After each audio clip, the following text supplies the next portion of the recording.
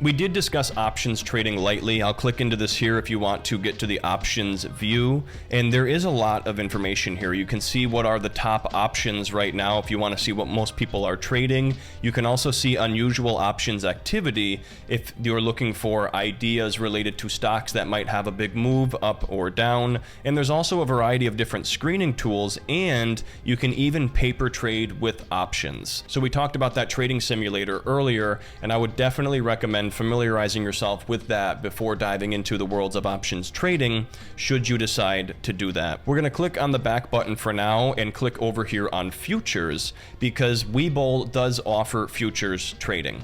Now, while I have very limited experience with options, I will tell you that I have no experience with futures. It is another type of derivative product where the underlying price is derived from the price of something else. This can make this extremely volatile, but if you did want to get into the world of futures trading with things like energy, metals, and other commodities, you can do that now within the Webull trading app.